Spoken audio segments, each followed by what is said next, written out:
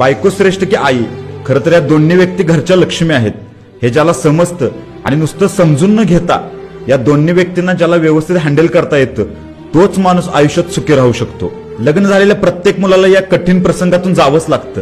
त्याने जर आईची बाजू घेतली तर त्याला मम्माच बॉय असं म्हटलं जातं आणि जर बायकोची बाजू घेतली तर त्याला बायकोचा बैल असं म्हटलं जातं। परंतु लग्न झाल्यानंतर 60 ते 70% मुलं चूक कोण बरोबर हे न पाहता आपल्या आईला सॉफ्ट कॉर्नर देत असतात, म्हणजेच आपल्या आईलाच बरोबर ठरवत असतात आणि बायकोला दुय्यम वागणूक देत असतात। त्याचं कारण असं की लहानपणापासून आईने खूप कष्टातून मुलांना मोठं केलेलं असतं, त्यामुळे तिच्याबद्दल प्रेम आपुलकी वाटणं स्वाभाविक आहे।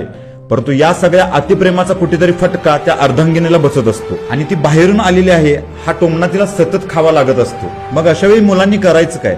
हे बघा, तुम्हाला तुमची आई किती जरी प्रिय वाटत असली तरी सुद्धा आईला सून ही परकीच असते आणि बायको कितीही जीव लावणारी असली तरी सुद्धा तिला सासू सासरे कधीच आई वडिलांसारखे नसतात। फार कमी सासू सासरे आहेत जे सुनेला सुद्धा मुलीप्रमाणे वागणूक देतात। फार कमी सुना अशा असतात ज्या सासू सासऱ्यांना सुद्धा आई वडिलांप्रमाणे सांभाळतात। त्यामुळे आयुष्याची सुरुवात जरी आईपासून होत असेल तरी सुद्धा आयुष्याचा शेवट हा बायकोवरतीच होत असतो। अर्ध्या आयुष्यामध्ये आई मेन रोल प्ले करत असेल तर उरलेल्या आयुष्यामध्ये बायकोच करत असते। त्यामुळे श्रेष्ठ कोण आणि कनिष्ठ कोण असा भेदभाव न करता दोघींचंही महत्व आपल्या आयुष्यामध्ये समान आहे।